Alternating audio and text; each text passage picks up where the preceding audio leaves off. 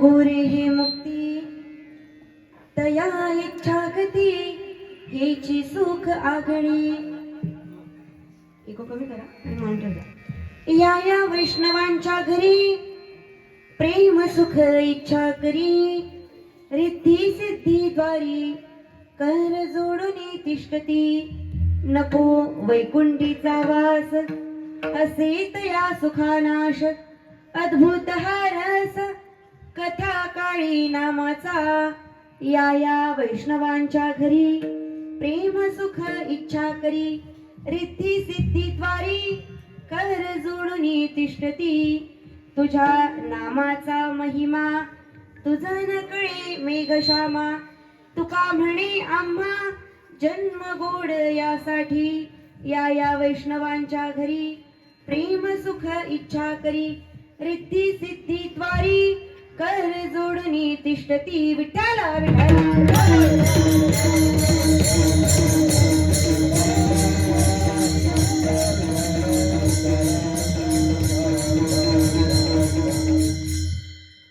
देवा ऐके ही विनंती माझ नको रे ही मुक्ती तया इच्छा गती हेची सुख आगळे. या वैष्णवांच्या घरी प्रेम सुख इच्छा करी रिद्धी सिद्धी द्वारी कर जोडून तिष्ठती. समचरण सरोजम साननीलांबुदाभुं जगननिहित पाणिं मंडनं मंडनाना. तरुण तुळसीमाला कंधरं कंजनेत्रं सदैधवलहासं विठ्ठलं चिन्तयामि. महायोगपीठे तटे भीमरथ्यां वरं पुण्डरीकाय दातु मुनीन्द्रै समागत्य कृष्णं तमानन्दकन्दं परब्रह्मलिङ्गं वचे पाण्डुरङ्गं.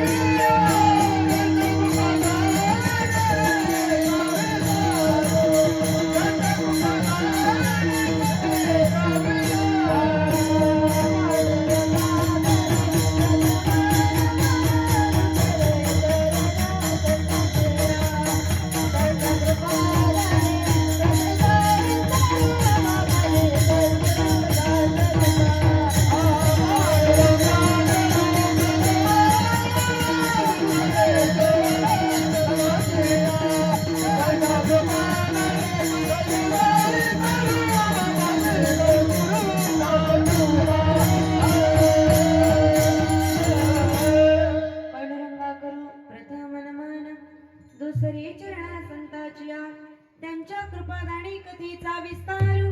बाबाजी सद्गुरुदास तुका अलंकापुरी रम्य सिंहासनस्थं पदांभोज तेजस्पुरादिक प्रदेशं विदींद्रादिदेवे सदा स्तूयमानं समाधिस्तमूर्तिं भजे ज्ञानदेवं. नमो ज्ञानेश्वरा नमो ज्ञानेश्वरा.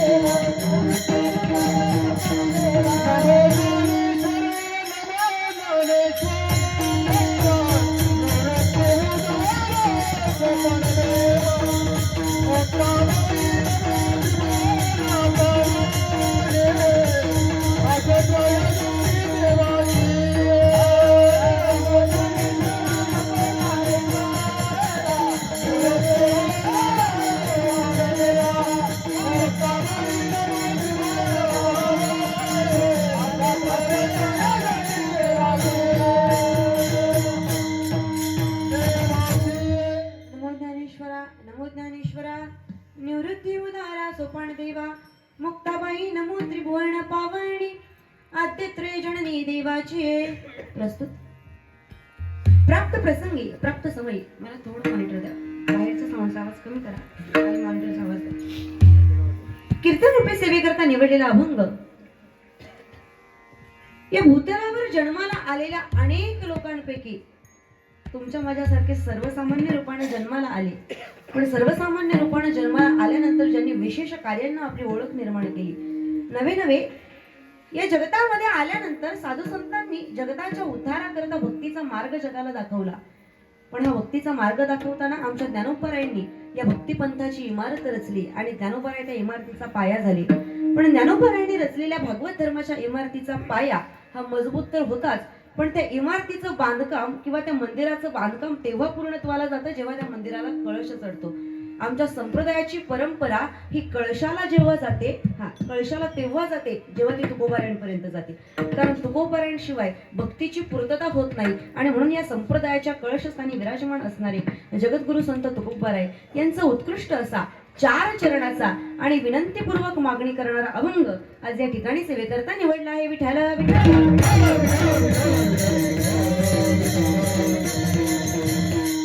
अभंग तुकोबारायांचा 4 चरणाचा आहे. मात्र या अभंगाला स्पर्श करण्यापूर्वी अल्पसा परिहार देणं अत्यावश्यक आहे. आणि तो म्हणजे असा की आज आपल्या खाटेकर गावामध्ये आपल्या खाटेकर गावामध्ये नवीन म्हणा प्रथमच वर्षाला हा अखंड हरिनाम सोहळा आयोजित करण्यात आला. समस्त महिला मंडळ, ग्रामस्थ मंडळ आणि माऊली हरिपाठ मंडळ खाटेकर यांच्या सौजन्यानं आणि सगळ्या गावकऱ्यांच्या इच्छेनं हा शब्द अंडरलाईन करा, सगळ्या गावकऱ्यांच्या असीम अशा इच्छेनं या सोहळ्याला खऱ्या अर्थानं आज पूर्ततेपर्यंत जाण्याची वेळ आली. या सेवेकरता ज्यांचे कृपा आशीर्वाद लाभले, अनेकांची यादी सांगता येईल. गुरुवर्य वैकुंठवासी आमचे पूजनीय विठ्ठल बाबा सर्जिनी असतील, रिद्धिनाथ बाबा, श्रीनाथ बाबा, फुलनाथ बाबा, त्याचप्रमाणे ज्यांच्या मार्गदर्शनानं हा सोहळा या ठिकाणी पार पडतो ते गुरुवर्य दत्तात्रय बाबा सर्जिनी, त्याचबरोबर गुरुवर्य वामन बाबा शिंदे, तसेच गुरुवर्य निर्मलनाथ बाबा आहेत, तसेच मच्छिंद्रनाथ बाबा आहेत. त्याच्यानंतर आत्ताच ज्यांचं दर्शन सोहळा या ठिकाणी पार पडला ते गणेशनाथजी बाबा असतील, आमच्या गावचे पूर्वीचे पोलीस पाटील, आमचे अर्थात पोलीस पाटील म्हणते म्हणजे कसं आहे, काहींची नावं आपल्या मुखात शोभत नाहीत, कारण आपली मुख त्यांची नावं घेण्या इतपत जात नाही, कारण वयानं आदरानं मोठ्या असणाऱ्या प्रत्येक व्यक्तीला आपण नावानं हाक मारू शकत नाही. आमचे पोलीस पाटील अर्थात ज्यांना आम्ही बाबा म्हणतो ते सुद्धा आहेत. आमचे रामकृष्ण कोंडेराम खाटेकरे बाबा असतील. या सर्वांच्या मार्गदर्शनानं आणि माऊली हरिपाठ मंडळाच्या आधिपत्याखाली चालू असणारा हा अखंड हरिनाम सोहळा आणि या सोहळ्याचं आजचं 3रं पुष्प, अर्थात आजचा 3रा दिवस अतिशय थाटामाटात, अतिशय आनंदात आणि उत्साहामध्ये काही वेळापूर्वी पालखी सोहळा आणि दीपज्योतीचा कार्यक्रम पार पडला. खऱ्या अर्थानं उत्सवाची पूर्तता जेव्हा होते ज्या वेळेला त्या उत्सवामध्ये स्फुरण निर्माण होतं, आणि खऱ्या अर्थाचं स्फुरण काय आहे ते आम्ही काही वेळापूर्वीच अनुभवलेलं आहे. इतर वेळी गावामध्ये कितीही थाटामाटात एखादं लग्न करा, गावामध्ये कोणताही उत्सव कितीही थाटामाटात करा, पण त्या गावामध्ये जेव्हा सप्ताह होतो, त्या गावामध्ये जेव्हा अखंड हरिनाम सोहळा होतो आणि त्या सोहळ्याची पालखी निघते. मला सांगा, आपल्या गावात पहिलीच पालखी होती का? महिला मंडळ पहिली पालखी होती का? एका वर्षात किती वेळा पालखी निघते? किती वेळा निघते? 2-3 वेळा पालखी निघते. अनेक वर्ष आम्ही ते उत्सव साजरे करतो, पण आजचा जो आम्ही भव्य दिव्य आणि आनंदाचा सोहळा अनुभवला, हा आनंदाचा सोहळा आम्ही यापूर्वी कधीच अनुभवला नव्हता. कारण सोहळ्याचा या उत्सवाचा जो आनंद आहे ना, या ठिकाणी असणारं हे सुख आम्हाला स्वर्गात सुद्धा सापडत नाही. असो, त्या आनंदाचे खऱ्या अर्थानं आम्ही आज साक्षी झालो. आणि या सोहळ्यातील आजची 3ऱ्या दिवसाची सेवा माझ्या वाट्याला आली. समस्त ग्रामस्थांच्या इच्छेनं आपल्या गावच्या कन्येला मान द्यावा या इच्छेनं आज या ठिकाणी ह्या सेवा करण्याचा योग आला. सेवेकरता उपस्थित कधी कधी असं होतं, नाव विचारून सांगावे लागतात, काहींची नावं विचारून सांगावी लागतात. बरं, जे गायला आहे त्यांचं नाव काय, वाजवण्या करत आहेत त्यांचं नाव काय, पण आज माझ्या माहितीप्रमाणे इथे एकही असा व्यक्ती नसावा की ज्यांचं नाव मला परिचित नाही. आणि कसं होतं, कधी कधी अतिपरिचयात अवज्ञा होण्याची शक्यता असते. प्रत्येकाची नावं घेणं वेळेच्या अभावी शक्य होत नाही. उपस्थित मधुर स्वरात गाणारे सर्वच गायनाचार्य, सुस्वरसे वाजवणारे मृदुंगमणी, टाळकरी, विनेकरी, सातकरी आणि समोर बसलेला हा श्रोता वर्ग, या सर्वांच्या चरणी नतमस्तक होऊन सेवेला प्रारंभ करू. विठ्ठल विठ्ठल.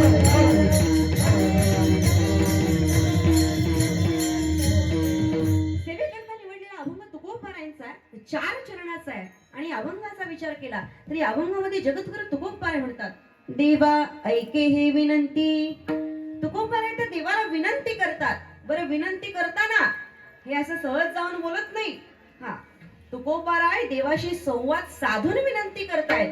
का बरं विनंती करतायत? अभंगाची पूर्वपीठिका जर आम्ही ध्यानात घेतली तर आमच्या तुकोबारायांनी आपल्या जीवनामध्ये भगवंताची एवढी सेवा केली, एवढा परमार्थ केला की त्या सेवेनं स्वतः आमच्या परमात्म्यावर ऋण चढले आणि मग त्या ऋणातून मुक्त होण्याकरता आमचा परमात्मा आमच्या तुकोबारायांना म्हणू लागला की तुकोबा, अहो काहीतरी मागा ना माझ्याकडे. आमच्या तुकोबाराय म्हणतात, देवा अरे मागणं आणि आम्ही हे समीकरण कधी जुळत नाही. लक्षात ठेवा, मागणी आणि संत हे समीकरण कधी जुळत नाही. आणि मागणी आणि संत हे समीकरण आम्ही जुळवण्याचा प्रयत्न केला तर आम्ही संतांना संतांच्या कोटीत पाहत नाही. विठाल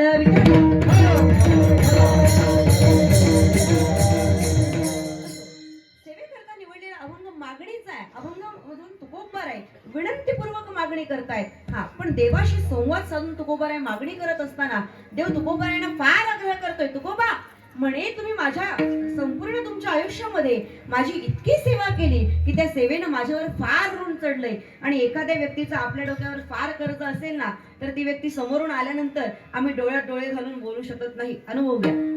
ज्या व्यक्तीचा आपल्यावर फार ऋण आहे, ज्या व्यक्तीचा आपल्यावर फार कर्ज आहे, लोक समोरून आल्यानंतर डोळ्यात डोळे घालून बोलण्याचा प्रश्न लांब, लोक समोरही उभे राहत नाही हो.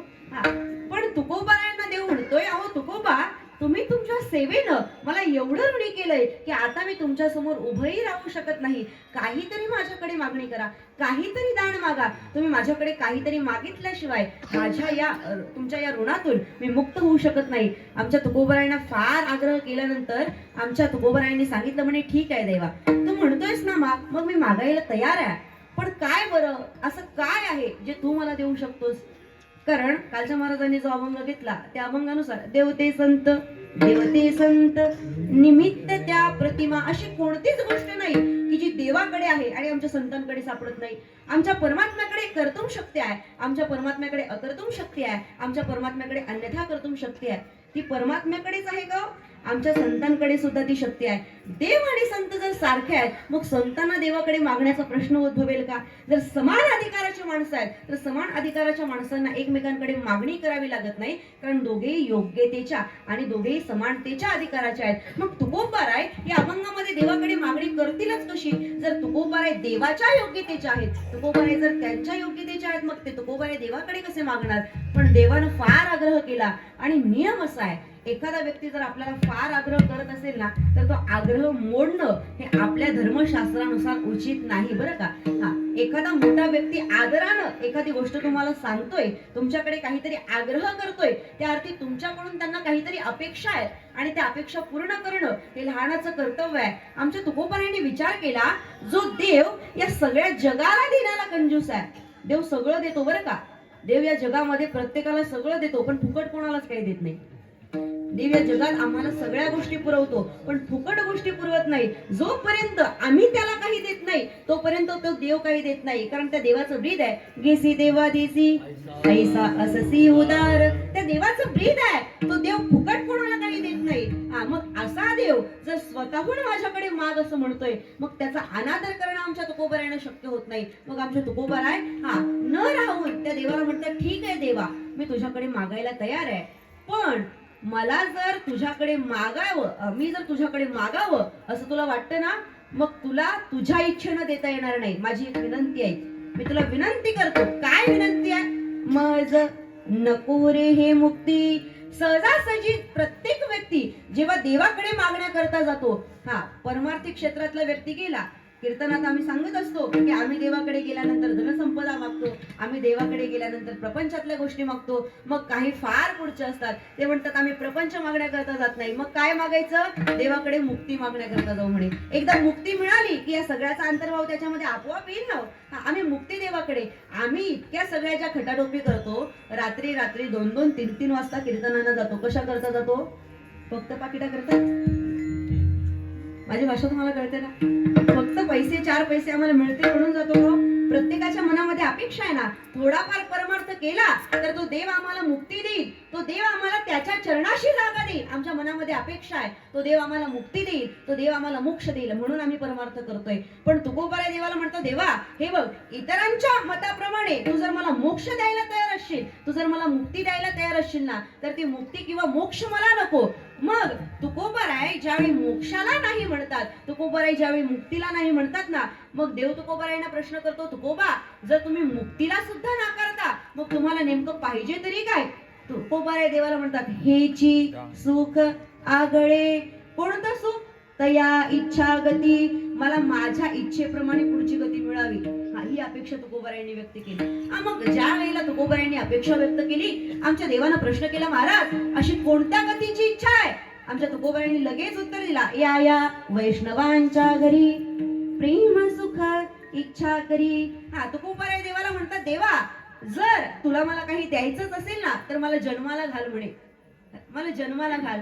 तुकोबारायांना देव म्हणतो, अहो तुकोबा, सगळं जग या जन्म मरणापासून मुक्त होण्याकरता प्रार्थना करतय, आणि तुम्ही पुन्हा पुन्हा जन्माला यावं अशी अपेक्षा करता. तुम्हीच लोकांना सांगत सुटता की बाबा रे, जन्माला येताना फार दुःख आहे, मग जन्माला येताना, गर्भवासाला येताना दुःख आहे असं सांगणारेही तुम्हीच आहेत, आणि मला गर्भवासाला घाला, मला जन्म द्या असं जन्म मागणारे सुद्धा तुम्हीच आहे. हे कसं काय? तर तुकोबाराय देवाला म्हणतात, देवा हे बघ, गर्भवासामध्ये दुःख आहे हे तुलाही माहिती आहे आणि आम्हालाही माहिती आहे, पण नियम असा आहे, गर्भवासात जरी दुःख असलं तरी त्या गर्भवासामध्ये जर आम्हाला संतांची संगती असेल तर ते दुःख आम्हाला जाणवत नाही. मला सांगा, रेल्वेमध्ये प्रवास करताना दुःख आहे का? मी अजून केला नाही, मला माहित नाही, ज्यांनी केलंय त्यांनी सांगा. रेल्वेमध्ये प्रवास करताना दुःख आहे का? लोकलला चढताना? म्हणजे मी फक्त पाहिलंही चढताना म्हणून सांगते, कारण चढणाऱ्यांची अवस्था बघून असं वाटतं. बरं, रेल्वेचा प्रवास करताना दुःख आहे, पण मला सांगा, जर तुम्ही एसीची बुकिंग केलेली असेल, रिझर्वेशन केलेलं असेल, आयत्या मुक्कामाच्या ठिकाणी तुम्ही पोहोचलात, रिझर्वेशनची गाडी पकडली, एसी मध्ये बसून तुम्ही गेले, खूप सुंदर तुम्हाला एसी रूम मिळालेला आहे. आता प्रवासामध्ये तुम्हाला हवं त्यावेळी खायला मिळतं, हवं त्यावेळी सगळ्या गोष्टी उपलब्ध होतात. मला सांगा, आता त्या रेल्वे प्रवासामध्ये दुःख आहे का? गर्भवासामध्ये दुःख आहे, पण गर्भवासात असणारं दुःख जर भगवंताचं नामचिंतन त्या ठिकाणी असेल तर गर्भवासाचं दुःख जाणवत नाही. तसं ते आपण पुढे पाहू, पण त्या गर्भवासाचं दुःख जाणवत नाही. म्हणून देवा, मी का गर्भवास मागतो, मी का जन्माला यावं अशी इच्छा व्यक्त करतो? कारण मला जन्माला येऊन काहीतरी करायचंय. महाराज, मग कुठे जन्म हवाय तुम्हाला? एखाद्या राजकीय नेत्याच्या घरी फार संपत्ती मिळेल ना, राजकीय नेत्याच्या घरी? नाही, तुकोबाराय म्हणतात, अजिबात नाही. जर मला जन्माला घालायचंय ना, तू काय कर, या वैष्णवांच्या घरी, तुम्हाला वैष्णवांच्या घरी जन्माला घाल. का बरं वैष्णवांच्या घरी जन्माला घाल? कारण वैष्णवांच्या घरी जन्म मिळावा याच्या करता फक्त मी इच्छा करत नाही, प्रेमसुख सुद्धा इच्छा करतं की मला त्यांच्या घरी जन्म मिळावा. लोक म्हणतात वैष्णवांच्या घरी प्रेमसुख आहे. नाही, जिथे वैष्णव आहेत ना तिथे प्रेमसुख इच्छा करतात. विठ्ठल विठ्ठल. तुकोबाराय म्हणतात, मला वैष्णवाच्या घरी जन्माला घाल, कारण तिथे जन्म मिळावा ही फक्त माझी इच्छा नाही, तर प्रेमसुख सुद्धा तिथे जन्म मिळावा, तिथे आम्हाला जाता यावं अशी इच्छा व्यक्त करतो. का बरं? असं काय आहे त्या वैष्णवाच्या घरी? महाराज म्हणतात, रिद्धी आणि सिद्धीच्या प्राप्ती करता सगळं जग जे वेडावलेलं आहे ना, त्या रिद्धी सिद्धी आमच्या वैष्णवांच्या घरी दासी म्हणून कार्य करतात. रिद्धी सिद्धी द्वारी कर जोडून तिष्ठती. तुकोबाराय देवाला ज्यावेळी असं म्हणाले ना, आमचे देव तुकोबारायांकडे पाहत बसले, म्हणे, का हो तुकोबा, जन्म मागून मागितलात तो सुद्धा कुठे? मृत्यूलोकात. आणि वैष्णवाच्या घरी? अहो, माझ्या घरी जन्माला या, तुम्हाला मी माझ्या ठिकाणी वास देतो, माझ्या वैकुंठात राहा. तुकोबाराय म्हणतात, काय रे देवा, मी आधीच तिथलाच आहे, मला पुन्हा तू तिथेच नेऊन ठेवणं उचित आहे का? मुळात माझं स्थान काही वेगळं नाही, म्हणे मी तिथलाच आहे ना, आम्ही वैकुंठवासी, आम्ही तिथलाच आहे. पण तिथला असलो तरी त्या ठिकाणच्या सगळ्या गोष्टींचा अनुभव मी घेतलेला आहे. वैकुंठामध्ये सुख नाही असं म्हणणं नाही, पण वैकुंठामध्ये जे सुख आहे ना, त्या सुखाला कधीतरी नाश आहे. नको वैकुंठीचा वास असे तया सुखा नाश. मग मी वैष्णवांच्या घरी का जन्म मागतो? कारण वैष्णवांच्या घरी जे सुख आहे, वैष्णवांच्या घरी जे सुख आहे ना, त्या सुखाला कधीच नाश नाही. कोणतं सुख आहे? अद्भुत हारस कथा काणी नामाचा. त्या वैष्णवांच्या घरी तुझ्या नामाच्या चिंतनाचं सुख आहे, आणि ते प्रेमसुख असल्या कारणानं मला त्या ठिकाणी जन्म दे. देवानं प्रश्न केला, माझ्या घरी जन्म नको म्हणता आणि ज्यांच्या घरी माझं नामचिंतन होतं अशांच्या घरी जन्म मागता. मग माझ्यामध्ये आणि माझ्या नामामध्ये भेद आहे असं तुम्हाला वाटतं का हो? माझ्या नामामध्ये असं आहे तरी काय? हा, आता तुकोबाराय त्याच देवाच्या नामाचं श्रेष्ठत्व त्या देवाला सांगतात. म्हणजे देवा, अरे तुझ्या नामात काय आहे ना हे तुला सुद्धा कळत नाही. तुझ्या नामाचा महिमा किती आगाध आहे हे तुला कळत नाही आणि तो तुलाही कळावा आणि जगालाही कळावा याच्या करता आम्हाला गोड जन्म हवा विठ्ठल विठ्ठल.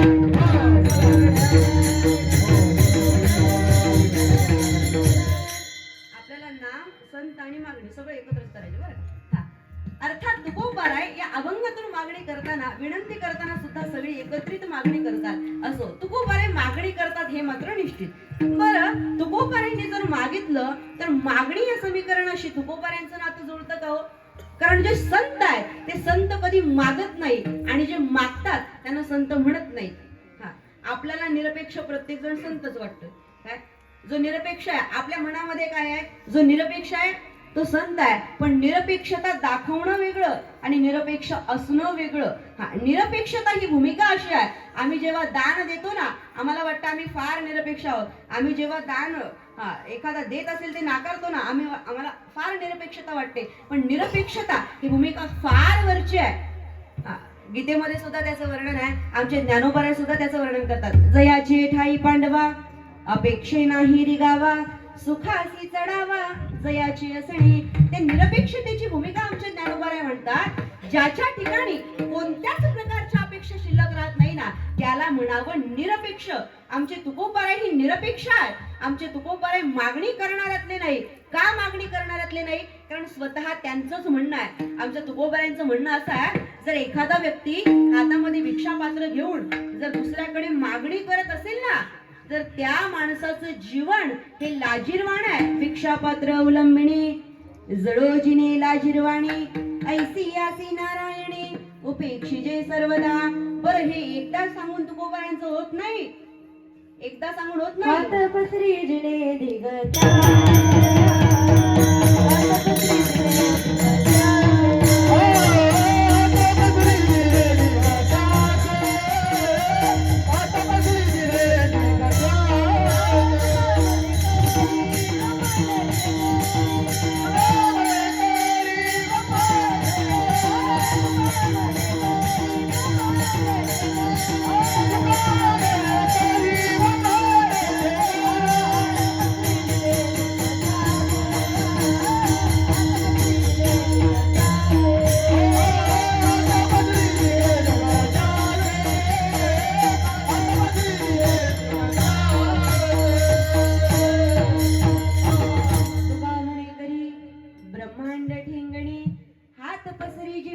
दिगता आमचे तुकोबाराय म्हणतात जे इतरांपुढे हात पसरतात त्यांचं जीवन कसं? त्यांचं जीवन म्हणे ठीक आहे. कीर्तनातला मृदुंग सुद्धा सांगतो, फक्त मला सांगतो. त्यांचं जीवन कसं आहे? धिक आहे. कीर्तनातला मृदुंग सुद्धा त्यांच्या जीवनाचा धिक्कार करतो. धिक या शब्दाचा अर्थ धिक्कार असो. अर्थात इतरांपुढे ज्यानं हात पसरला त्याच्या जीवनाचा जे तुकोबाराय धिक्कार करतात ते तुकोबाराय इतरांपुढे हात पसरतील का? नाही नाही. आमचे तुकोबाराय आणि मागणी समीकरणच जुळत नाही. आमच्या देवानं किती वेळा त्या तुकोबारायनं म्हटलं, आहो तुकोबा काहीतरी मागा ना. पण आमचे तुकोबाराय मागायला तयार होत नाही. कारण तुकोबाराय उलट त्या देवाला म्हणतात, देवा अरे मी तुझ्याकडे काही मागणं हे संभवत नाही. कारण आमच्या वंशाची आमच्या घराण्याची तशी परंपरा आहे की कधीही कोणाकडे काही मागायचं नाही. आणि मी माझ्या परंपरेचा म्हणे पाईक आहे. मी माझ्या परंपरेचा दास आहे. वंश परंपरा दास मी अंकित तुका मोकळीत लाज कोणा. देव फार इच्छा व्यक्त करतात म्हणे तुकोबा मागा ना. आपण तुकोबाराय म्हणतात नाही नाही मी माझ्या परंपरेचा दास आहे. परंपरा फेटाळून पुढच्या परंपरा चालू करणारे बरेच निघाले. पण परंपरेचं पालन करण्याकरता आणि स्वतः कट्टर राहण्याकरता निश्चयी तत्वानं राहिलेले फार कमी राहतात बरं का. आमचे तुकोबाराय परंपरेचं पालन करणाऱ्यातलं आहेत. आजकाल परंपरेचं पालन करणं शिल्लक राहिलं नाही. आम्ही नव्या परंपरा तयार करायला लागलो. पण आमचे संत तसं करत नाही. आमचे संत जुन्याच परंपरांना उजाळा देण्याचं कार्य करतात. आमचे तुकोबाराय म्हणतात, देवा मी माझ्या परंपरेचा दास आहे. मी माझ्या परंपरेचा पाईक आहे. म्हणे तू जरी मागू म्हणत असला तरी मी मागू शकत नाही. कारण माझ्या वडिलांची रीत वडिलांची रीत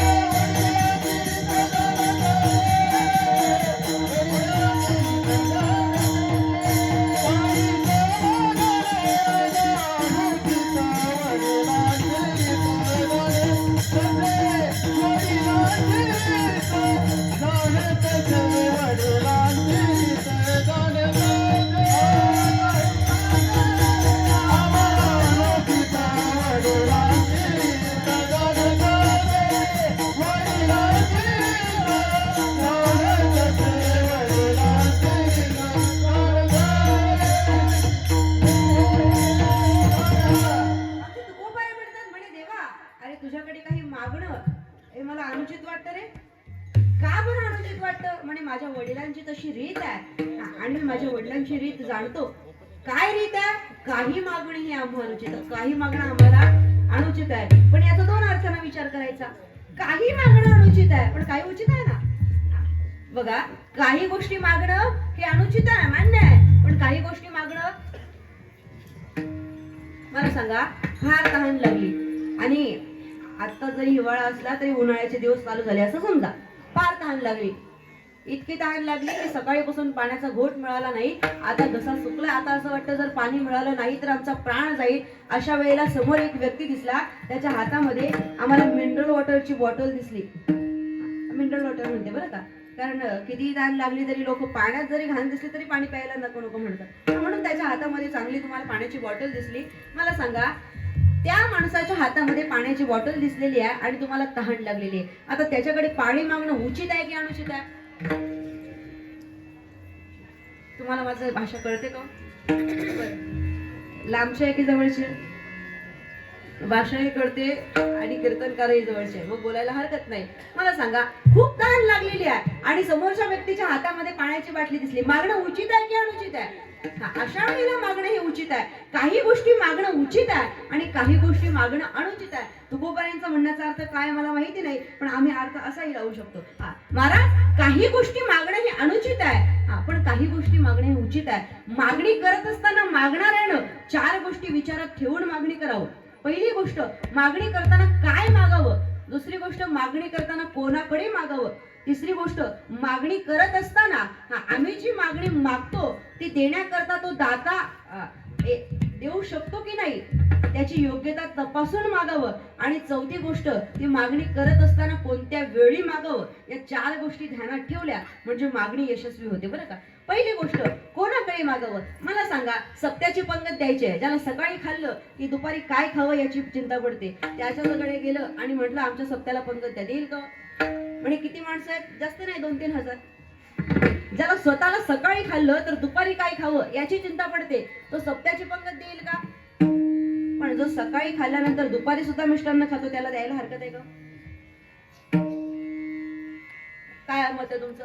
सकाळी खाल्लं, सकाळी मिष्टान्न खाल्लं, दुपारी मिष्टान्न खाल्लं, खाऊन खाऊन इतके आजारी झाले की खाणं पचवण्याकरता गोळ्या घेण्याची वेळ आली. आता पंगत द्यायला हरकत आहे की नाही? आमचे बाबा नेहमी सांगतात, संतासी अन्नदान कोटी कुळाचे उद्धरण. जे अन्नदान करतात त्यांच्या कुळाचं उद्धरण होतं.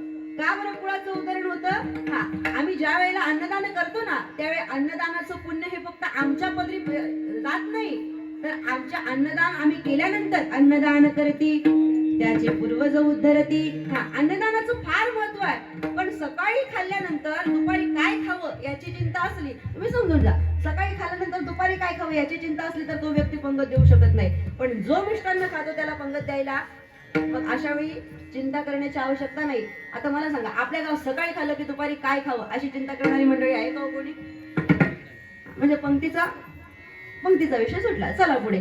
अर्थात एखाद्या व्यक्तीकडे मागणी करत असताना ती मागणी आम्ही ज्याच्याकडे करतोय तो कोण आहे याचा विचार करून मागणी करायला हवी. मागणी करत असताना समोरचा दाता आमची मागणी पूर्ण करणारा आहे की नाही याचा विचार करून मागणी करायला हवी. आमचे संत मागत असताना कोणा सामान्य व्यक्तीकडे मागत नाही. आमचे संत मागत असताना अशा व्यक्तीकडे मागतात की ज्याच्या पुढे यश सुद्धा माथा टेकतं, जो सगळ्या जगाचा बाप आहे, ज्याच्या पुढे आम्ही ज्ञानी शब्द न मांडता तो सगळ्या ज्ञानाचा सुद्धा बाप आहे, अशाकडे संत मागणी करतात.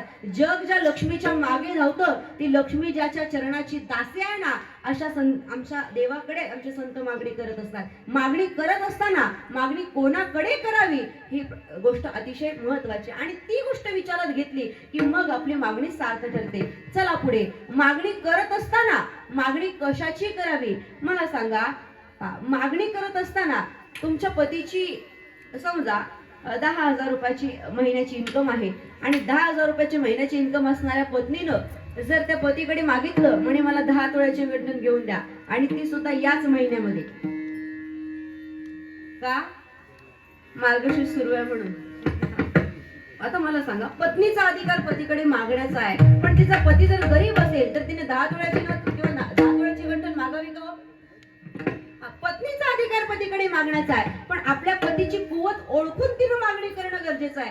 अर्थात मागणी करत असताना समोरचा दाता देणारा आहे की नाही याचा विचार करणं आम्ही गरजेचं आहे. असो, मागणीच्या बऱ्याचशा गोष्टी सांगता येतील, फक्त आपल्याकडे वेळेचा अभाव आहे. अर्थात मागणीच्या वेळेला आम्हाला या काही गोष्टींचं ध्यान राहिलं की मगच आमची मागणी सार्थ ठरते. आमचे संत इतर वेळी कोणाकडे काही मागत नाही आणि तसं पाहिलं तर देवाकडेही मागत नाही, पण आमच्या संतांना मागण्याची वेळ आली ना तर संत देवाकडे मागत नाही पण देवाला मागितल्याशिवाय राहत नाही. विठू माऊली हाची वरदे,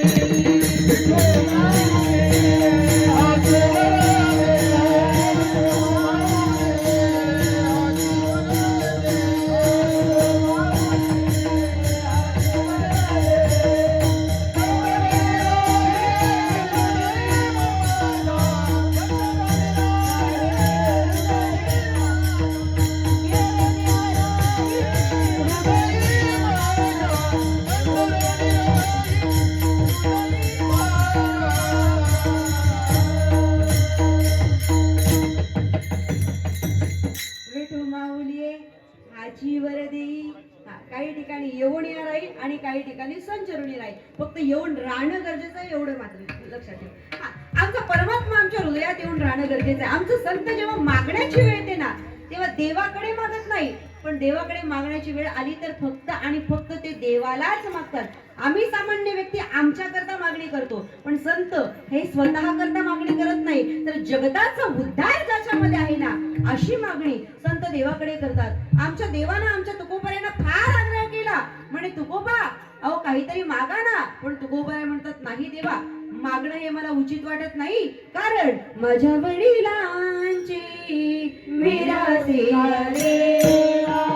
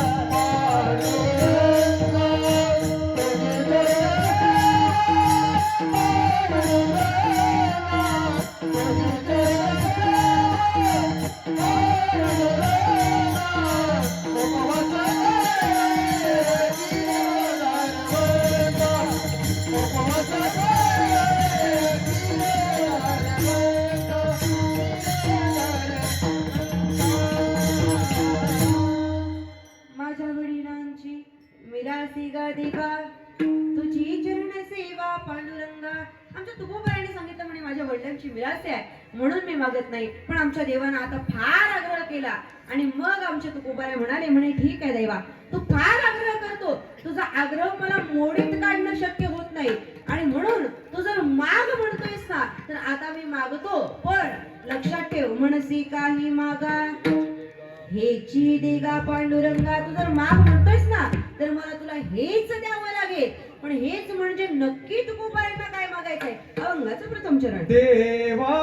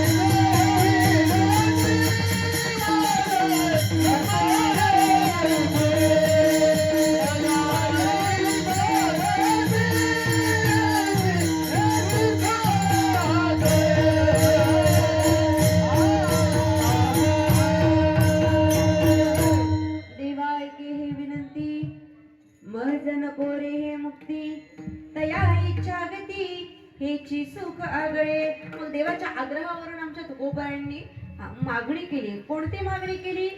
तया इच्छा गती. मला अशा गतीची इच्छा आहे की ज्या गतीमध्ये आगळं वेगळं सुख आहे, अशा गतीची मला इच्छा आहे आणि ती मागणी तुम्ही पूर्ण करा, असं तुकोबारे देवाला म्हणतात. पण अशी नेमकं कोणती गती आहे की ज्या गतीमध्ये आम्हाला आगळ्या वेगळ्या अशा सुखाचा उपभोग घ्यायला मिळतो?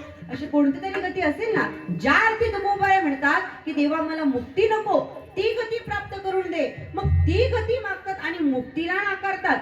याच्या मागचं नेमकं कारण तरी काय? देवानं प्रश्न केला, म्हणे महाराज तुम्ही अशी गती मागता की ज्या गतीमध्ये आगळं वेगळं सुख तुम्हाला मिळेल, पण तुम्ही मुक्तीला नाकारता. पण मुक्तीला नाकारण्यामागे नेमकं कारण तरी काय? तर तुकोबाराय देवाला म्हणतात, देवा हे बघ, कदाचित तू विसरला असशील, पण माझ्या लक्षात आहे जी मुक्ती तुम्हाला द्यायला काढलीस ना, ती मुक्ती तुम्हाला द्यायला तयार आहेस, ती मुक्ती मला तुझ्याकडून मिळावी याची मला आवश्यकता नाही. का आवश्यकता नाही? तुका म्हणे मुक्ती परिणिली नो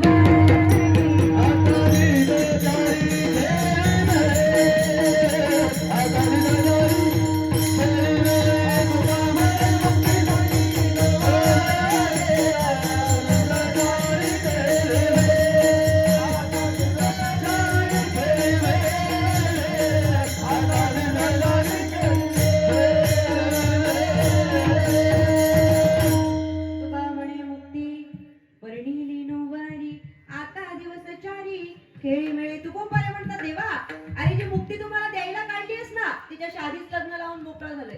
नवरी म्हणजे पत्नी, ती मुक्ती माझी पत्नी आहे. आता मला ती मुक्ती तुझ्याकडून मिळावी याची अजिबात आवश्यकता राहिलेली नाही, कारण ती स्वतः आता माझी झालेली आहे. पत्नीवर अधिकार कोणाचा? ती मुक्ती म्हणे आता माझी झालेली आहे, ती मला तुझ्याकडून मिळावी अशी मला अपेक्षा नाही. मुक्ती म्हणजे तुकोबारांना नेमकं काय म्हणायचं? मुक्ती, मोक्ष आणि ब्रह्मज्ञान याच्यामध्ये कोणत्याच प्रकारचा फरक नाही बरं का. आमच्या ज्ञानोबारायांचं असं म्हणणं आहे, या ब्रह्मत्वासीचं पार्था सायुज्य ऐसी व्यवस्था याची नाव चौथा पुरुषार्थ गा. आमचे भगवान पार्थाला सांगताना ज्ञानोबाराय त्याचं वर्णन करतात, या ब्रह्मत्वासीचं पार्था. जे ब्रह्मज्ञान आहे ना, त्या ब्रह्मज्ञानाला काय म्हणतात? सायुज्य ऐसी व्यवस्था. सायुज्य म्हणजे काय हो? सायुज्य म्हणजे काय? सायुज्य म्हणजे चौथी मुक्ती. 4 मुक्ती आहेत. पहिली आहे समीपता, दुसरी सलोकता, तिसरी स्वरूपता आणि चौथी सायुज्यता. आता आधीच्या 3 मिळाल्याशिवाय आम्हाला सायुज्यापर्यंत पोहोचता येत नाही बरं का. मला सांगा, एखाद्यानं MBA चं शिक्षण पूर्ण केले, याचा अर्थ त्याची 10वी झाली का? 12वी झाली आहे का? मग MBA केलेल्यानं 10वी झाली, 12वी झाली हे सांगण्याची आवश्यकता आहे का? जर ज्या अर्थी सायुज्यता मुक्तीपर्यंत पोहोचलेला आहे, त्या अर्थी त्यांना आधीच्या मुक्ती मिळाल्या हे त्याच्यामध्ये आधीच नमूद होतात, त्याच्यामध्ये लिहिण्याची आवश्यकता नाही. एखाद्या शिक्षकाच्या नावापुढे, एखाद्या डॉक्टरच्या नावापुढे ज्यावेळी त्याची डिग्री लावली जाते, तेव्हा तो आधी 10वी झालेला आहे, 12वी झालेला आहे, 7वी पास झालेला आहे हे लावत नाही. डायरेक्ट लावलं जातो तो MA BEd झालेला आहे, डायरेक्ट लावलं जातं तो PhD झालेला आहे. एखादा डॉक्टर ज्या वेळेला डॉक्टरीमध्ये मास्टर करतो, एखादा डॉक्टर जेव्हा डॉक्टरीमध्ये पारंगत होतो, तेव्हा तो MD डॉक्टर आहे, त्याने MD ही पदवी नाव पुढे लावली म्हणजे त्यानं आधी फार्मसी केली की त्यानं आधी काय केलंय हे सांगायची आवश्यकता आहे का? नाही. तो मास्टर ऑफ डॉक्टर, त्यानं डॉक्टर मध्ये मास्टरकी केलेली आहे, याचा अर्थ त्यानं पदवीपर्यंत शिक्षण पूर्ण करण्याकरता आधीच्या सगळ्या पदव्या त्याला आपोआप प्राप्त झालेल्या आहेत. आधीच्या पदव्या पार केल्या म्हणून त्याला पुढची पदवी मिळाली. सायुज्य ही शेवटची मुक्ती आहे, सायुज्यता ही चौथी मुक्ती आहे. ज्या अर्थी चौथी मुक्ती प्राप्त झाली त्याचा अर्थ आधीच्या 3 मुक्ती आपोआप प्राप्त झाल्या. मला सांगायचा विषय असा आहे, ब्रह्मज्ञान या शब्दाला समानार्थी शब्द ब्रह्मज्ञान या शब्दाचा अर्थ सायुज्य ऐसी व्यवस्था. ब्रह्मज्ञानाला सायुज्यता अर्थात शेवटची मुक्ती म्हणतात. अर्थात ब्रह्मज्ञान आणि मुक्ती एक आहे. आणि याच्या पुढे ज्ञानोबाराय काय म्हणतात? याची नाव चौथा पुरुषार्थ गा. आणि यालाच चौथा पुरुषार्थ असं म्हणतात. किती पुरुषार्थ आहेत? पुरुषार्थ किती आहेत? 4 आहेत. कोणकोणते आहेत? बोला बोला. आम्ही फक्त 4 आहेत हे सांगून मोकळे होतो आणि सगळ्यांना माहित असं गृहीत धरून मोकळे होतो. कसं आहे, या गोष्टी आमच्या फार गरजेच्या आहेत आणि त्या बोलून घेतल्या पाहिजेत. 4 पुरुषार्थ आहेत. कोणकोणते? पहिला आहे धर्म, दुसरा आहे अर्थ, तिसरा आहे काम आणि चौथा आहे मोक्ष. माझ्या सांगण्याचं तात्पर्य एवढं होतं, ब्रह्मज्ञान, मुक्ती आणि मोक्ष या संकल्पना वेगळ्या नाही. आमच्या ज्ञानोबारायांना त्याच अपेक्षा आहेत. काय म्हणतात ज्ञानोबाराय? ब्रह्मत्वासीचं पार्था सायुज्य ही व्यवस्था अर्थात मुक्ती, आणि याची नावे चौथा पुरुषार्थ का? चौथा पुरुषार्थ म्हणजे मोक्ष पुरुषार्थ, अर्थात मुक्ती, मोक्ष आणि ब्रह्मज्ञान या तीनही गोष्टी एक आहेत. आणि या गोष्टी तुकोबारायांना देवाकडे मागण्याची आवश्यकता नाही. का देवाकडे मागण्याची आवश्यकता नाही? मुक्ती आमच्या तुकोबारायांची पत्नी आहे. मोक्षाचा विचार केला तुकोबारा अखंड घरी कामारी येदासी होय सांगू तशी तुका मेरे होय सांगू तशी तुका मेरे होय सांगू तशी तुका मेरे घरी कामारी येदासी होय सांगू तशी तुका मेरे होय सांगू तुका मेरे मोक्षा घरी कामारी ते दासी होय सांगोयसी तुका म्हणे. मुक्ती पत्नी आहे, मोक्ष काम करतय, आणि ब्रह्मज्ञान ते नको का? हा, ब्रह्मज्ञान नको. अहो काय आवश्यकता आहे? बोधा माझी बोध तुका पंचमात वेद.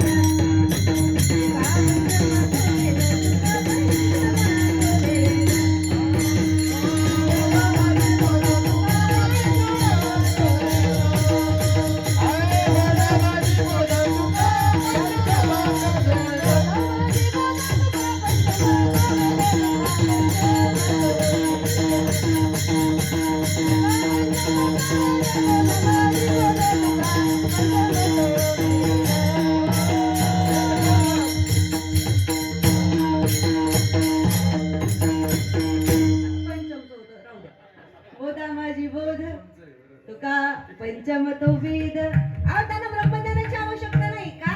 एखाद्याला थोडस वेदाला स्पर्श जरी केला ना, एक ऋग्वेद, एक यजुर्वेद, नुसता सामवेद, अथर्ववेद, अहो नुसती नावं माहीत असली तरी लोक म्हणतात अहो ते ब्रह्मज्ञानी आहेत. नुसती नावं माहीत असतील. अहो पण ज्यांचा गाथा, ज्यांच्या मुखातून निघालेली अक्षर साक्षात वेदाशी तुलना केली गेली आणि साक्षात वेद ठरली, ज्यांची वाणी म्हणजे साक्षात पंचम वेद आहे, मला सांगा त्या तुकोबारायांना ब्रह्मज्ञानाची आवश्यकता आहे? नाही नाही. तुकोबारा देवाला म्हणतात तू जरी या गोष्टी द्यायला तयार असशील ना तरी मला आवश्यकता नाही. या सगळ्या गोष्टी माझ्या ठिकाणी आहेत. मग काय देवा? ज्यावेळी देव विचारतो महाराज जर या नको गोष्टी, मग तुम्हाला मी देऊ तरी काय? तुकोबारे म्हणतात ती गती दे. मग ती गती नेमकं आहे कुठे? अभंगाच्या द्वितीय चरणात. या वैष्णवांच्या घरे या वैष्णवांच्या घरे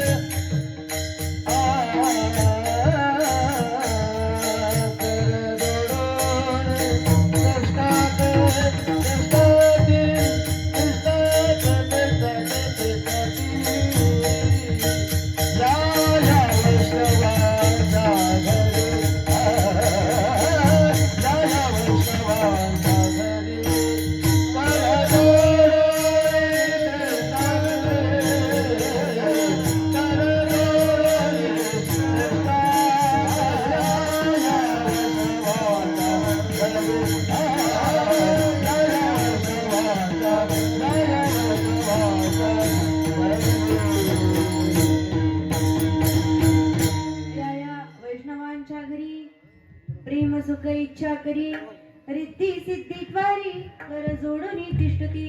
महाराज म्हणतात ती गती जी आहे ना ती आम्हाला वैष्णवाच्या घरची दे, अर्थात आम्हाला वैष्णवाच्या घरी जन्माला घाल, असं तुकोबाराय सरळ सरळ मागणी करतात. हरिदासाचे घरी मज उपजवा जन्मांतरी, मला संतांच्या घरी मला वैष्णवांच्या घरी जन्माला घाल, असं तुकोबारायांनी सांगितलं. त्यावेळेला देवानं प्रश्न केला, महाराज अहो ज्या वैष्णवाच्या घरी तुम्ही जन्म मागता ना, हा ते वैष्णव होणं सोपं आहे का हो? तुम्ही सांगता ना.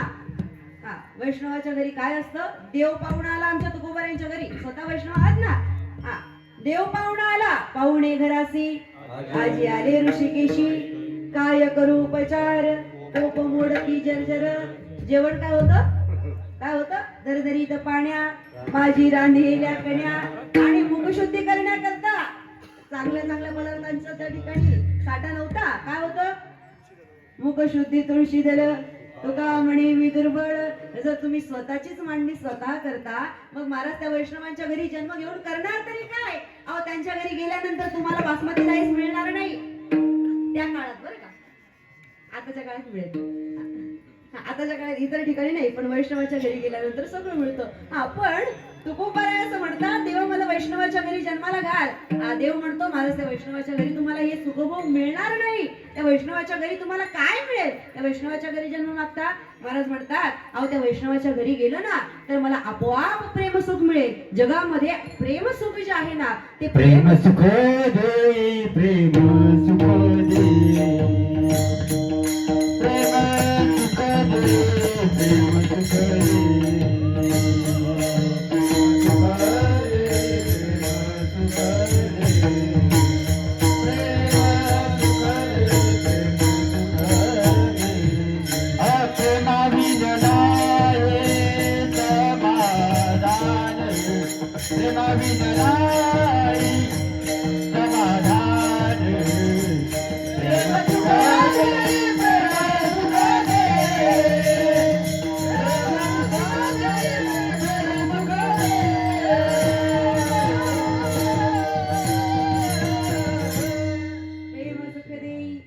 सुख देई प्रेमा विण नाही समाधान. महाराज म्हणतात अहो वैष्णवाच्या घरी गेलं ना तर तिथे प्रेम सुख मिळेल, कारण प्रेम सुख सुद्धा तिथे इच्छा व्यक्त करतो. कोणाच्या घरी? कोणाच्या? वैष्णवाच्या घरी इच्छा व्यक्त करतो. बरं ते प्रेम सुख इच्छा व्यक्त करतो, त्या प्रेम सुखात नेमकं ठेवलंय तरी काय? महाराज म्हणतात त्याच्याशिवाय तर सगळी साधनच व्यर्थ आहे. प्रेमाविण श्रुती स्मृती ज्ञान, प्रेमाविण ध्यान पूजन, प्रेमाविण श्रवण कीर्तन, वृथा जाण नृपणाता. अरे देवा प्रेमाशिवाय सगळी साधना व्यर्थ आहे. ज्याप्रमाणे वृथा घृते विण भोजन, वृथा वंदेचे मैथुन, वृथा भावे विण भजन, सत्य जाण उद्धवा. जसं यांच्याशिवाय या गोष्टी व्यर्थ आहेत. कशाशिवाय? वृथा घृती विण काय भोजन, आम्ही त्याच्याशिवायच खातो, पण आमचं जे खातो ना त्याला भोजन म्हणत नाही, कारण ते त्याच्याशिवाय असतं. असं म्हणतात जेवणाची पूर्णता तेव्हा होते जेव्हा जेवणामध्ये काय असेल? घृत. घृत म्हणजे तूप असेल. तुपाशिवाय जेवणाची पूर्तता होत नाही. आम्ही रोज तुपाचं जेवण जेवतो का हो? रोज तुपाचं जेवण. आता प्रत्येकाच्या घरी गेलं आणि घरात जर पाहिलं तर 5-5 किलोचे डबे मिळतील तुपाचे.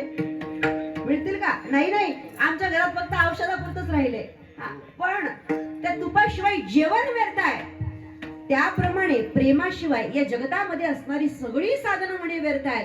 आणि त्या वैष्णवाच्या घरी गेलं ना तर वैष्णवाच्या घरी आम्हाला प्रेमसुख मिळेल, की जे प्रेमसुख कधी कमी न होणार आहे. कारण त्या प्रेमसुखाची व्याख्या आमचे नारद महर्षी नारद भक्ती सूत्रामध्ये करतात. काय म्हणतात ते? गुणरहितम कामनारहितम प्रतिक्षण वर्धमान अविच्छिन्न सूक्ष्मतर अनुभव रूपम. जे प्रेमसुख आहे ना ते प्रेमसुख कसं आहे? गुणरहित आहे. त्याच्यामध्ये गुणाचा विचार केला जात नाही. ते कामनारहित आहे. ते प्रतिक्षण वर्धमान म्हणजे प्रत्येक क्षणाला वाढत जाणार आहे. आम्हाला व्यवहाराचे सुख मिळतात ना ते प्रत्येक क्षणाला घटत जातात. फ्रीज आणला, गरमीचे दिवस होते, उन्हाळ्याचे दिवस, त्या फ्रीज मधलं थंड थंड पाणी प्यायला मिळालं. वा वा किती सुख. थोड्या दिवसात पावसाळ्याचे दिवस आले, त्यातून कुबट वास यायला लागला. थोड्या दिवसात हिवाळ्याचे दिवस आले, आता हंड्यातलं पाणी गरम करून पिण्याची वेळ आली. आम्हाला तो फ्रीज सुख देतो का? नाही नाही. व्यवहारातली जी साधनं आम्हाला सुखाची वाटतात त्या साधनांपासून आम्हाला कायम सुख मिळू शकत नाही. त्या साधनांपासून मिळणारं सुख कमी होत जातं. पण जे प्रेमसुख त्या संतांच्या घरी आहे, जे प्रेमसुख त्या वैष्णवाच्या घरी आहे ना, ते कधीच त्याला उतरती कळा लागत नाही. ते प्रत्येक क्षणाला वाढत जातं. म्हणून प्रतिक्षण वर्धमान. आणि म्हणून त्यांच्या घरी गेलं तर आम्हाला ते प्रेमसुख मिळेल. महाराज म्हणतात त्यांच्या घरी प्रेमसुख नेमकं कशा करता जाईल बरं? तिथे गेल्यानंतर प्रेमसुख मिळेलच याची काय शाश्वती? तिथे असं नेमकं आहे तरी काय की ज्याच्यानं तुम्हाला ते प्रेमाचं सुख मिळेल? महाराज म्हणतात अहो त्या वैष्णवाच्या घरी काय आहे असं विचारू नका. त्या वैष्णवाच्या घरी काही नाही असं विचारा. अहो त्या वैष्णवाच्या घरी जर पाहिलं ना तर काय काय असतं? चक्र गदा घेऊनी हरी उभासे त्यांचे द्वारी लक्ष्मी कामारी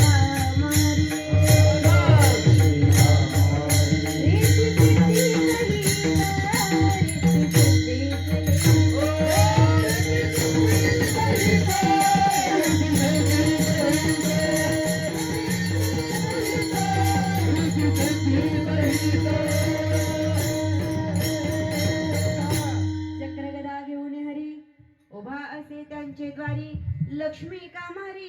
अरे ती सिद्धी सहित तू स्वतः म्हणतो म्हणे वैष्णवाच्या घरी काय आहे. आणि मग वैष्णवाच्या घरी जर काहीच नव्हतं मग त्या बळीराजा करता तिकडे जाऊन राहण्याची काही गरज आहे का हो? तो बळीराजा तसा वैष्णवच होता ना. जरी असुर कुळातला असला तरी देवाची भक्ती करणारा होता, भक्त होता. पुण्यवंत पाताळ लोकी नेला, त्याला तुम्ही कुठे नेलं? पाताळात नेऊन घातलं. पण पाताळात नेऊन घातलेल्या बलीच्या द्वाराशी द्वारपाल म्हणून काम करण्याकरता कोण आहे? आमचा परमात्मा आहे. मग अशा वैष्णवाच्या घरी जन्म नको असं कोण म्हणेल हो? त्या वैष्णवाच्या घरी जन्म मिळावा अशी त्यांची इच्छा आहे ना. म्हणून तिथे प्रल्हाद जन्मला. विठ्ठल विठ्ठल.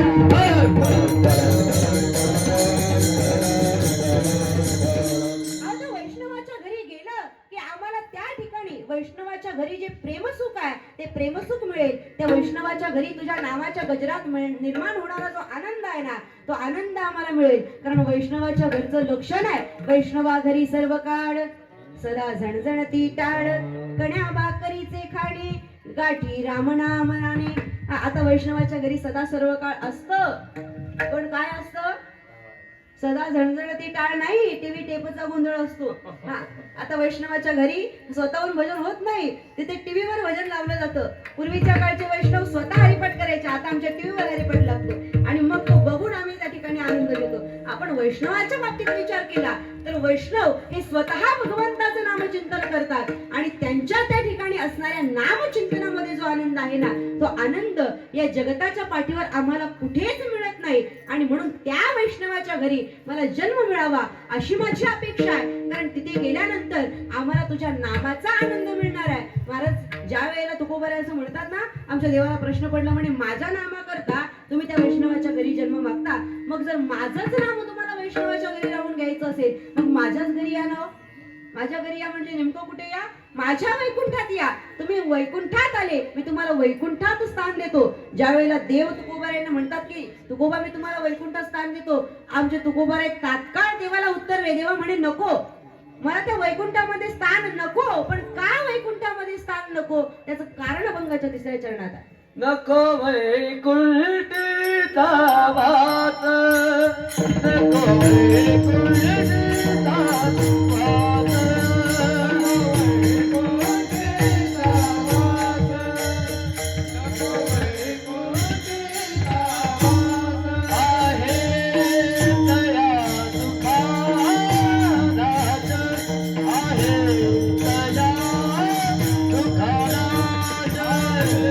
दया सुखादाच,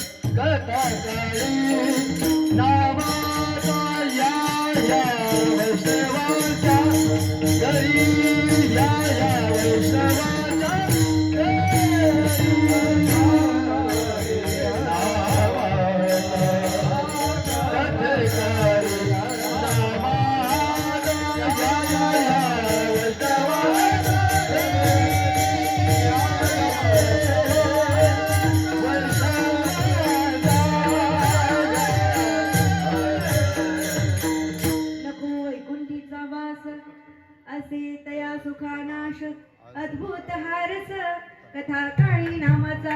महाराज त्या देवाला तुकोबाला उत्तर देताना म्हणतात म्हणे देवा मला वैकुंठाचा वास नको. का वास नको? आणि तिथे परत जाण्याची काय गरज आहे? आम्ही मूळचे तिथलेच आहेत ना. आम्ही वैकुंठ वासी आलोयाची कारणासे.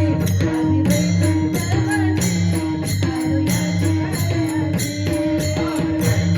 वासी आलोयाची कारणासे.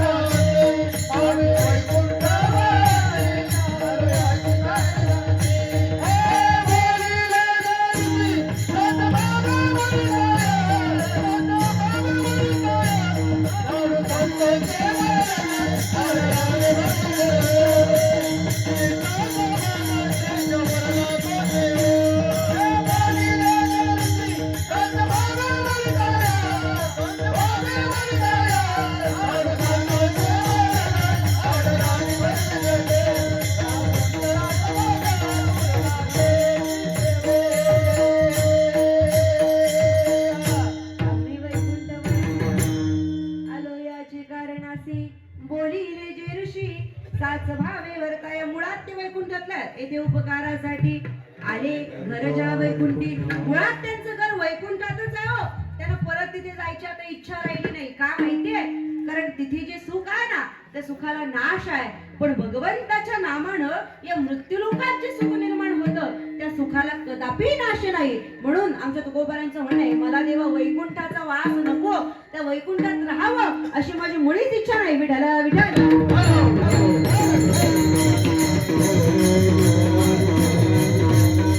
अर्थात तुकोबाराय वैकुंठाचा वासही नाकारतात. कशा करता नाकारतात? कारण तिथे आम्हाला जे सुख मिळतं त्या सुखाला म्हणे नाश आहे. त्या वैकुंठामध्ये आम्हाला तो आनंद उपभोगता येत नाही. मग तो आनंद आम्हाला वैष्णवाच्या घरी उपभोगता येतो. तो आनंद आहे कुठे? कथा काळी नामाचा. त्या भगवंताच्या नामात म्हणे तो आनंद आहे. तुझं नाम ज्या वेळेला आम्ही या ठिकाणी घेतो ना त्यावेळेला आम्हाला ते नाम घेताना इतका आनंद वाटतो, इतका आनंद वाटतो की आम्ही स्वतःच्याही भानावर राहत नाही. ते नाम घेता घेता असो ऐसा कोठे आठवची नाही देहीच विदेही भोगदशा. आम्ही विदेहमुक्त अवस्थेपर्यंत जातो. कशामुळे? कशामुळे? ही विदेहमुक्त अवस्था सुद्धा आम्हाला या नामानं प्राप्त होते. जर या सगळ्या अवस्था आम्हाला मृत्यू लोकात राहून जर तुझ्या नामानं प्राप्त होत असतील मग आम्हाला वैकुंठामध्ये राहण्याची गरजच काय? म्हणे देवा मला वैकुंठामध्ये अजिबात राहण्याची इच्छा नाही. मी त्या ठिकाणी येत नाही. अरे लोक वैकुंठवासी होड्या करतात, किती तळमळ करतात, शेवटी शेवटी का होईना माळ घालतात. कशा करता?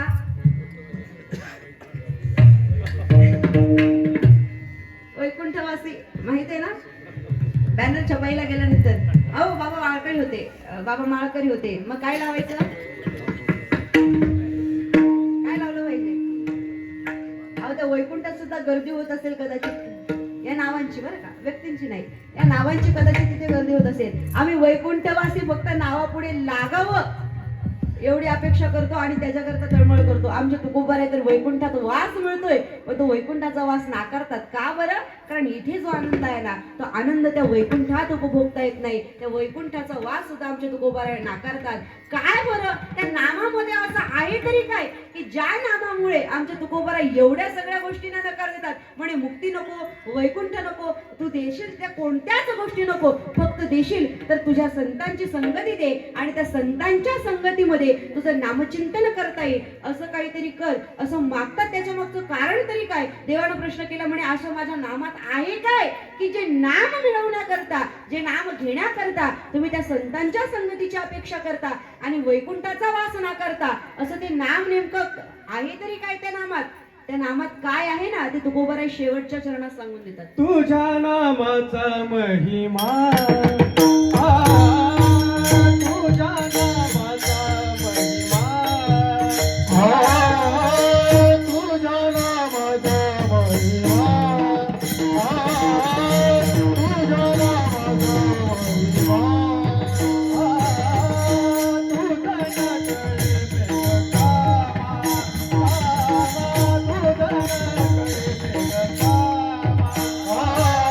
तुझ्या नामाचा महिमा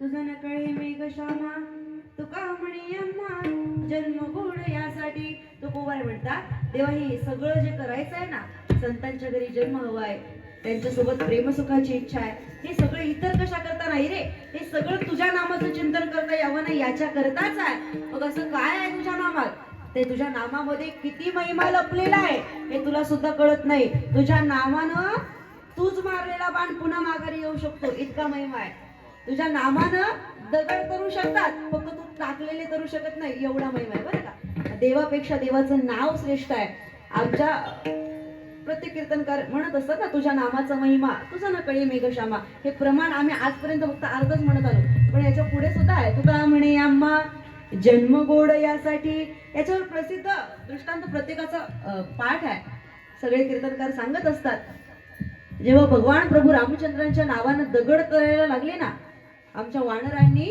त्या दगडांवर एका दगडावर रा लिहायचा आणि दुसऱ्या दगडावर म लिहायचा एकावर नुसतं राम लिहायचं नाही काय करायचं एका दगडावर रा आणि दुसऱ्या दगडावर म जेव्हा राम शब्दाची दोन दगड एकत्र येतील ना ते दोन दगड एकत्र आले की दोन दगड जोडले जातात आणि मग त्यांचा असं करून त्यांनी सेतू बांधला प्रभूंनी विचार केला म्हणे माझ्या नावानं दगड करतात म्हणजे मी टाकलेले दगड सुद्धा करायला हवे पण मोठी माणसं प्रयोग करताना लोकांतात करत नाही आणि मोठ्या माणसाने प्रयोग लोकांतात करूही नाही बरं का काही गोष्टी लोकांतात आणि एकांतात हा या लक्षात घेऊन कराव्या लागतात काही गोष्टी लोकांतात कराव्या काही गोष्टी एकांतात कराव्या काही गोष्टी लोकांतात सांगाव्या काही गोष्टी एकांतात सांगाव्या आणि काही गोष्टी लोकांतात शोभून दिसतात आणि काही गोष्टी एकांतात शोभून दिसतात आमच्या प्रभूने विचार केला हा आपल्या अधिकारानुसार आपण लोकांतात हा प्रयोग करणं योग्य नाही हा प्रयोग एकांतात करायला हवा आमचे प्रभू त्या सागराच्या किनारी गेले आणि किनाऱ्यावर गेल्यानंतर हातामध्ये आता त्यांनी जे दगड टाकले होते ना ते काही सुपारी एवढे नव्हते नारळ एवढे नव्हते किती मोठे होते पाहायला आपण नव्हतो पण दगड फार मोठे प्रभूंनी विचार केला इतके मोठे मोठे दगड जर करतात आमच्या प्रभूंनी आधी नारळा एवढा दगड घेतला आणि नारळ एवढा दगड घेतल्यानंतर आमच्या प्रभूंनी तो पाण्यात टाकला. पाण्यात टाकल्याबरोबर तो दगड बुडला. प्रभूने विचार केला, पहिला प्रयत्न होता, हा असफल राहू शकतो. दुसरा प्रयत्न केला. आमच्या प्रभूंनी एवढासा लहानसा दगड घेतला.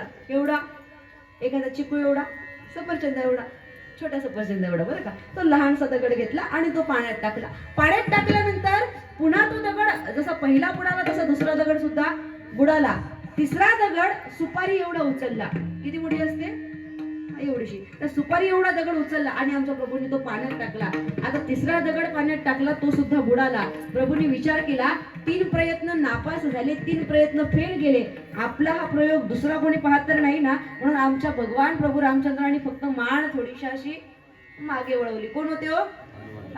जे सतत त्यांच्या मागे पुढे असतात. आमच्या हनुमंतराय मागेच होते. हनुमंतरायांना विचारलं, म्हणे मारुती कधी आला रे? मारुतीनं सांगितलं, तुमच्या मागे येण्याची गरज नाही, तुम्ही जिथे जाल तिथे मी तुमच्या सोबतच आहे. तुमच्या पहिल्याच दगडाला म्हणे तुमच्या सोबतच आलो होतो. मग त्यावेळेला आमच्या भगवान प्रभू रामचंद्रांनी मारुतीरायांना प्रश्न केला, म्हणे मारुती, अरे जर माझ्या नावानं दगड करतात मग मी टाकलेले दगड का करत नाही? आमच्या हनुमंतरायांनी 2 उत्तरं दिली. पहिली गोष्ट, पहिलं उत्तर आमच्या हनुमंतरायांनी सांगितलं, प्रभू तुम्ही जो टाकला ना तो दगड होता, त्याच्यावर तुमचं नाव लिहिलं म्हणजे त्याच्याशी तुमचा संबंध जोडला. तुमचा संबंध जोडला गेला म्हणून तो दगड तरला गेला. पण तुम्ही ज्याला पाण्यात टाकला ना त्याच्याशी तुमचा संबंध तुटला. तुमचा आणि त्या दगडाचा संबंध तुटला म्हणून तो दगड बुडाला. आणि पहिलं उत्तर.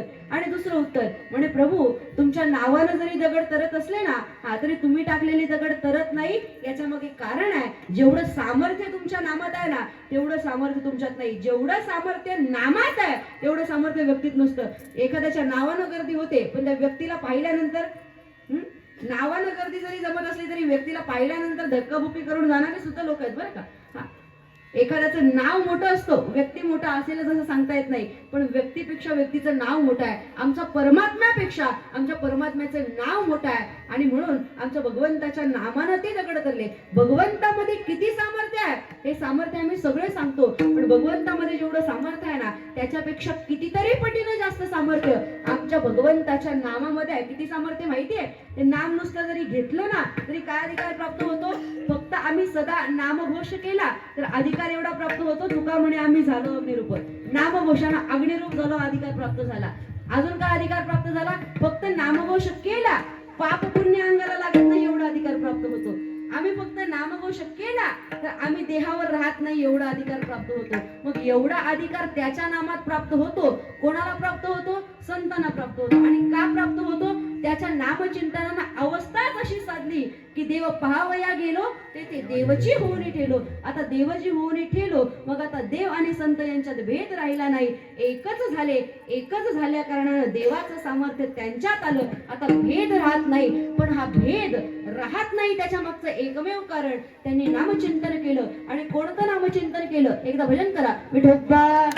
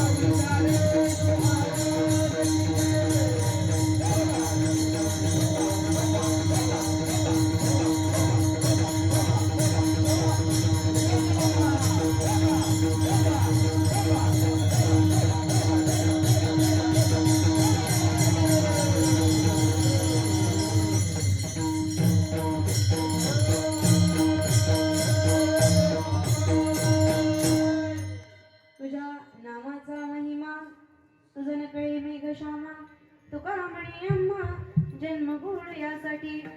आमचे संत या मृत्यू लोकामध्ये आल्यानंतर परमात्म्याचं अखंड नामचिंतन करतात.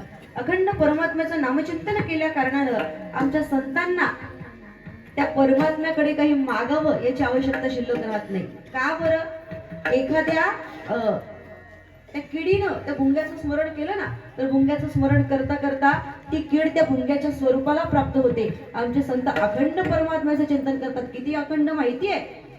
ते कोणत्या अवस्थेत आहेत ना याचा सुद्धा विचार करत नाही. अहो, बहिर दिशेला गेलेले तुकोबार आहे, तिथे सुद्धा आमच्या तुकोबारांचं मुख त्या ठिकाणी शांत होत नाही आणि मग ती अवस्था सुद्धा तुकोबारांची टाळली जाते आणि तिथे सुद्धा ते नामचिंतन करतात. मग मला सांगा, भगवंताच्या नामचिंतनाने ते भगवंतापर्यंत पोहोचतात यात शंका नाही, पण ते भगवंतच होतात आणि भगवंत जर भगवंत झाला तर आमचे संत जर भगवंताच्या रूपाला प्राप्त झाले तर त्यांच्यामध्ये भेद राहत नाही, मागण्याची आवश्यकता शिल्लक राहत नाही. पण देवानं फार आग्रह केला तर देवाचा आग्रह मोडीत काढता येत नाही. म्हणून देवाचा मान राखण्याकरता आमच्या तुकोबारांनी मागणी केली. मोठ्या व्यक्तीनं केलेला फार आग्रह मोडू नये. सांगितलं होतं की पहिलं वर्ष आपण बाहेरून वक्ते बोलू, पहिलं वर्ष आहे आपण इतरांना संधी देऊ, पण आग्रह होता की गावातलं एक आणि म्हणून गावच्या कन्याला मान द्यायचा आणि तो आग्रह मोडणं उचित वाटलं नाही, म्हणून या ठिकाणी आजची सेवा करण्याचा योग आला. असो, सप्ताह बऱ्याच ठिकाणी होतात आणि सप्ताह बरेच होतात, पण हे पहिलं वर्ष आहे. प्रत्येक तालुक्याचं काही ना काही एक विशेष असतं. प्रत्येक तालुक्याचं काही ना काही एक विशेष असतं. तुम्हाला खरं सांगू, मुरबाड तालुक्याचं विशेष काय? मुरबाड तालुक्यात जेवढे कलाकार आहेत ना, तेवढे कलाकार आम्हाला कुठेच शोधून सापडणार नाही. आपल्या तालुक्याचं वैभव आहे. सगळ्या तालुक्यांचं काहीतरी एक विशेष आहे ना. मुरबाड तालुक्यामध्ये गायकांची कमी नाही, मुरबाड तालुक्यामध्ये वादकांची कमी नाही आणि मुरबाड तालुक्यामध्ये कीर्तनकारांची कमी नाही. इतर गावांमध्ये, इतर तालुक्यांमध्ये कीर्तनकार शोधून आणावे लागतात बाहेरून. लॉकडाऊन मध्ये आमच्या गावांमध्ये कीर्तनकार बाहेरून आणण्याची गरज पडली नाही. गावातल्या कीर्तनकारांनी, गावातल्या गायकांनी आणि गावातल्या वादकांनी सप्ताह केले.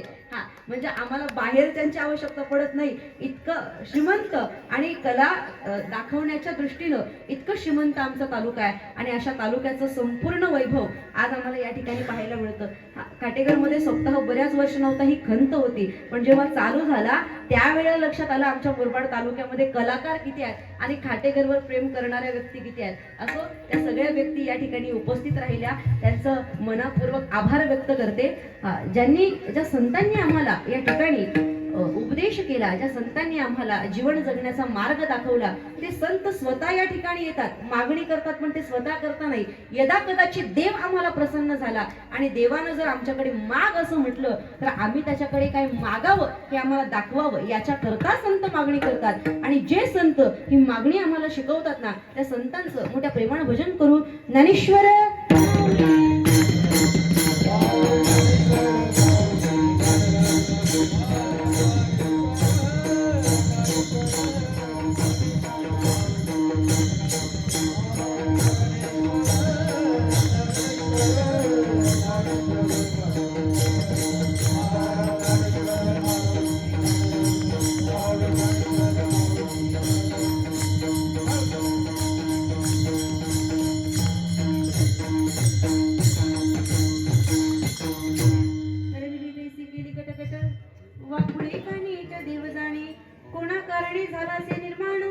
देवाचे कारण देव जाणे. खाटेकरचा सप्ताह सुरू होण्यापूर्वी तिथे कीर्तन झालं. तिथे या खाटेकरच्या सप्ताहाचं एक खाटेकरची कन्या म्हणून मी आमंत्रण दिलं. तसंच आता या माहेर भाषण असणार, या गावामध्ये सध्या माहेर भाषण आहे आणि म्हणून आता माझ्या सासरचं एक आमंत्रण.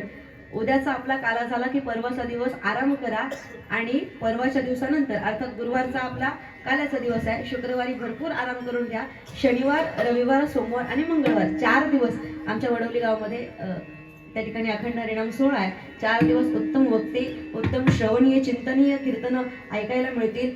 अतिशय सुंदर असा हरिपाठ भजनाचा आनंद घ्यायला मिळेल, प्रवचन ऐकायला मिळतील. सगळ्या गोष्टी ज्या इथे आपण उपभोगल्या त्याच गोष्टी पुन्हा आम्हाला तिथे मिळतील. हा आनंद हा द्विगुणित व्हावा अशी अपेक्षा आहे ना, तर आम्ही जशी इथे आनंद घेतला तसाच आनंद तिथे येऊन घ्या. आणि म्हणून एक सासरचं आमंत्रण माहेरच्यांपर्यंत पोहोचवावं, ते प्रत्येकाच्या घरी जाऊन पोहोचू शकत नाही, म्हणून कीर्तनातून जाहीर सर्वांना आमंत्रण देते. आमच्या सप्ताहाला नक्की उपस्थित राहा.